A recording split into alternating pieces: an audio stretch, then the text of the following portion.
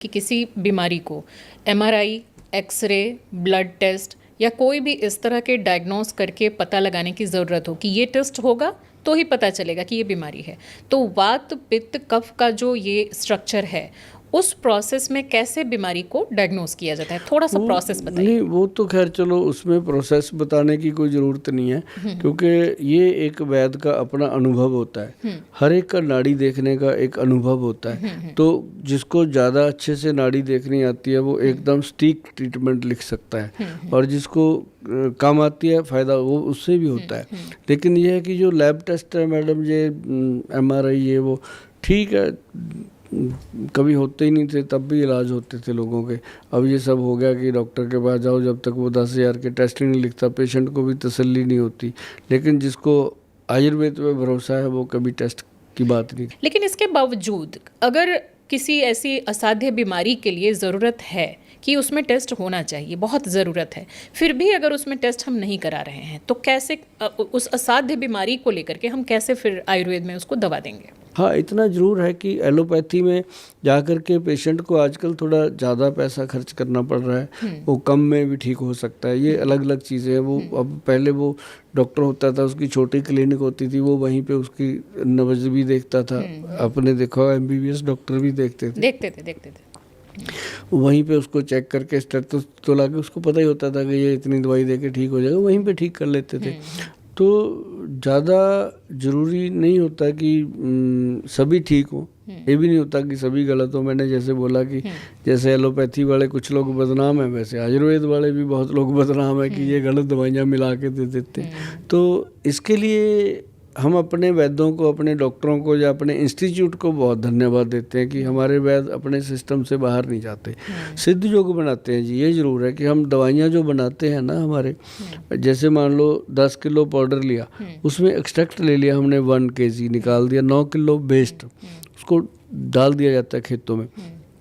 Patient से हम जो चार्ज करते हैं फिर वो 10 किलो के चार्ज करते हैं 1 किलो में, क्योंकि वेस्टेज तो हमने पेशेंट के लिए प्योरिटी बनाई। तो ये चीज़ें जल्दी फ़ायदा करती हैं। ओके अच्छा, एक रिसर्च में देख रही थी जिसमें कि ये बताया जा रहा था कि जैसे वात पित्त कफ, हम इन 3 की बात कर रहे हैं कि इनके बेसिस पर डायग्नोस करके और उसके बाद दवाइयाँ आयुर्वेद प्रिस्क्राइब करता है। लेकिन इनके लिए कहा जा रहा था कि मॉडर्न फिजियोलॉजी और एनाटॉमी से इनका डायरेक्ट रिलेशन नहीं है, और जितनी खोज, जितने रिसर्च होने चाहिए उस बेसिस पर, यानी कि उस लेवल पर उनका रिसर्च नहीं हुआ। इसको किस तरीके से आयुर्वेद देखता है? देखो, आयुर्वेद में रिसर्च तो बहुत अभी दूर की बात है, पर हो रही है। अब बहुत काम चेंज हो गया। अब तो मतलब कि जब से आयुष डिपार्टमेंट बना है ना, तब से इन चीज़ों के ऊपर बहुत स्कंजा टाइट है। अब तो मतलब कि आयुर्वेदिक डिपार्टमेंट जो है वो बहुत सख्त हो चुका है। वो पहले जैसा रिलैक्सेशन वाला नहीं रहा, क्योंकि अब आयुर्वेद में टेस्ट होते हैं। पहले होता था कि इसकी दवाई का कोई टेस्ट ही नहीं था, कोई भी कुछ भी कुट के पीस के दे देता था, नहीं था। तो लेकिन अब हर चीज़ का टेस्ट है। अगर उसमें आपने 10 चीज़ें डाली हैं तो 10 का अलग अलग पता चलेगा कि कितनी डाली है और कितनी कम है या ज़्यादा है। आयुर्वेद में जो त्रिदोष सिद्धांत है जिसकी हम बात कर रहे हैं ऑलरेडी, तो इसका मतलब इसके पीछे लॉजिक क्या है, इसका सिद्धांत क्या है, ये काम कैसे करता है त्रिदोष सिद्धांत? ये ना जी, जैसे मान लो बॉडी के अंदर वात है, पित्त है और कफ। वात पित्त कफ में अलग अलग दोष आते हैं।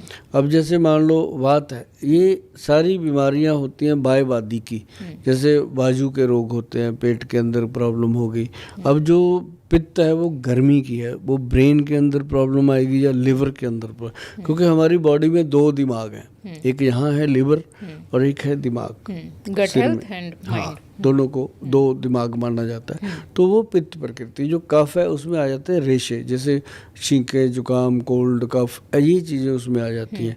तो उसको जैसी वात पित्त कफ का मिश्रित होता है, कई लोगों को वात पित्त इकट्ठा हो जाता है, कई लोगों को कफ और वात इकट्ठा हो जाता है, ऐसे करके वो मिश्रित भी हो जाता है। कईयों को तीनों मिश्रित दोष हो जाते हैं। तो उसमें जाके कुछ त्रिदोषनाशक औषधियाँ हैं, कुछ अलग अलग औषधियाँ दी जाती हैं, ताकि वो उसका जो हम काम करते हैं, हमारे वैद्य जो काम करते हैं, वो सिर्फ इन तीनों चीज़ों के इर्द गिर्द काम करते हैं। और कई बार पेशेंट आके हमारे पास 4-4, 5-5 महीने दवाई लेने के बाद कह देते हैं गोल साहब फ़ायदा नहीं हो रहा, तो उसकी तासीर पे सेटिंग ही नहीं आती। लेकिन ऐसा बहुत रेयर होता है। हमारे जितने भी पेशेंट हैं हमने देखा है कि मिनिमम 3 मंथ और मैक्सिमम 6 मंथ के अंदर अंदर हम दवाइयाँ बंद कर देते हैं। तो ये आयुर्वेद का सबसे बेहतर एक होता है कि जब दवाई सूट कर गई। और एलोपैथी में इतना ज़रूर है, मैं कभी बोलता नहीं ऐसी बात, पर एलोपैथी की दवाई को आप 10 साल खाते रहो तो वो जिस दिन छोड़ोगे वो प्रॉब्लम वहीं आ जाती है। आयुर्वेद का ये फ़ायदा ज़रूर है कि 3 महीने खा लो फिर दवाई कम हो जाती है, 6 महीने के बाद दवाई बंद हो जाती है। तो उस तरह से तो एलोपैथ में भी है, क्योंकि उनका भी कोर्स होता है। जैसे कि टीबी का 6 महीने का मतलब जो जनरल एवरेज देखा जाता है वो 6 महीने का कोर्स होता है। इसी तरह से अलग अलग बीमारियों के लिए भी अलग अलग कोर्स है। जैसे कि कैंसर का भी है, तो कितने दिन उनका कौन कौन सा मतलब प्रोसेस चलेगा वो पहले से तय है। तो उनका भी एक कोर्स तो है, पीरियड भी है। ज़्यादातर बीमारियों का है, हार्ट डिजीज़ का भी है, तो कोर्स तो उनमें भी टाइम लिमिटेशन है। हाँ, बहुत बहुत ज़्यादा बीमारियों में नहीं है, एक दो जैसे आपने नाम लिए हैं, टीबी का है और है ऐसे टाइफाइड का है। अब जैसे किसी को टाइफाइड हो रहा है कई सालों तक होता रहता है, तो वो कंट्रोल नहीं होता, जबकि आयुर्वेद में टाइफाइड का बहुत जल्दी कंट्रोल होता है। तो इसमें आयुर्वेद में तो हर बीमारी मतलब कि 3 to 6 मंथ में कंट्रोल हो जाती है। अब जैसे कैंसर का पेशेंट आयुर्वेद में आने लगा, बहुत सारे लोगों ने कैंसर के लिए प्रचार कर दिया आयुर्वेद वालों ने, तो पेशेंट को उम्मीद जाग गई है कि शायद आयुर्वेद में कुछ हो जाएगा। आयुर्वेद में अब उसके लिए रोकथाम होती है, दवाइयाँ चलती रहती हैं जब तक पेशेंट जिएगा, तो वो दी जाती हैं उनको। जैसे कैंसर को जो सेल को डैमेज करने की दवाइयाँ हैं, कैंसर के सेल को वीक करने की दवाइयाँ हैं आयुर्वेद में बहुत है ऐसी। जैसे हीरे की भस्म उसमें डलती है, जो कैंसर का पेशेंट है उसके अंदर ये मेटल डलेंगे। लेकिन फिर कैंसर पेशेंट का विश्वास क्यों नहीं है आयुर्वेद पे? यानी कि अगर किसी को कैंसर डायग्नोस हुआ तो वो सिर्फ एलोपैथ में ही इलाज क्यों कराता है, आयुर्वेद में क्यों नहीं आता? नहीं, वो एक्चुअली पता है क्या है जी, लोगों का मान लो किसी को घर में कैंसर हो गया, उसके जो रायचंद होते हैं, सलाहकार बहुत होते हैं। जब मान लो अगर वो मैरिड है तो उधर से भी प्रेशर, इधर से भी प्रेशर, कोई कहेगा नहीं नहीं इसको तो हम ये कराएंगे, कोई कहता है ये कराएंगे। पेशेंट की नहीं चलती वहाँ पे। जब ऐसी बीमारी होती है ना तो रिस्क कोई भी नहीं लेना चाहता, वो कहता है किसी ना किसी तरीके हो जाए। तो सबसे पहले पेशेंट जाता ही एलोपैथी में है, तो अगर वो पहले आयुर्वेद में आ जाए तो कहीं ना कहीं उसका इलाज हो जाता है। लेकिन आयुर्वेद में पता है कब आता है, जब वहाँ डॉक्टर कह देते हैं अब इसकी सेवा कर लो, 40 दिन रह गए, फिर वो कहता है चलो भाई जड़ी बूटियाँ खा लेते हैं, पत्ते खा लेते हैं, ये गोभी खा लेते हैं। वो मतलब ये इसलिए है। और हम तो खैर चलो हमारे इंस्टीट्यूट में तो कैंसर का पेशेंट आता नहीं, हम ज़्यादा उसके ऊपर ध्यान नहीं देते। लेकिन ये है कि बहुत सारे आयुर्वेदिक डॉक्टर हैं, वैद्य हैं जो कैंसर का इलाज करते हैं और फ़ायदा भी होता है लोगों को। अच्छा, कई बार ये भी देखा है मैंने कि कई आयुर्वेदाचार्य या जो इंस्टीट्यूट हैं वो दावा करते हैं कि हम कैंसर पूरी तरह से 100% ठीक कर देंगे, और कुछ लोग अगर एग्जैक्ट उनको पता नहीं है कि कैंसर है, लेकिन हाँ उस डॉक्टर को पता है, आयुर्वेदाचार्य या वैद्य जो है उनको पता है, और वो फर्स्ट स्टेज या सेकेंड स्टेज का है, वो दवाइयाँ दे रहे हैं और वो ठीक नहीं कर पाते, और तब 3rd स्टेज 4th स्टेज में जब पता चलता है तब तक बहुत देर हो चुकी होती है। यानी जो आपने प्रोसेस बताया उसके उल्टा भी होता है। तो ये भी उनकी भी तो ये जो गलती है कि मतलब टाइम रहते अगर आप उसको कंट्रोल कर सकते हो, अगर आपको लगता है कि आपके पास उतनी नॉलेज है तो आप उसको टच करो, नहीं तो उसको सीधे आप बोल दो कि जाओ दूसरे प्रोसेस में जाओ। ये ना एक्चुअली कुछ लोग हैं जिनको सिर्फ एक ही चीज़ का मतलब है कि पैसा कमाना है, हमें तो थैंक यू मिलने चाहिए लोगों के, ऐसे भी लोग हैं। बट ये है कि जो कहता है जी मैंने दावा ही कर दिया कैंसर में ठीक कर दूंगा, ये है वो, वहाँ पे आके मुझे लगता है ये गलत है, ये होना ही नहीं। अगर कर भी ले तब भी नहीं ये दावा करना चाहिए कि मैं ये ठीक कर लूँगा। हाँ ठीक है भाई, हमने दवाई दे दी, बाकी भगवान करेंगे, जो करेंगे उनको पता है कि आपकी लाइफ कैसे चलनी है।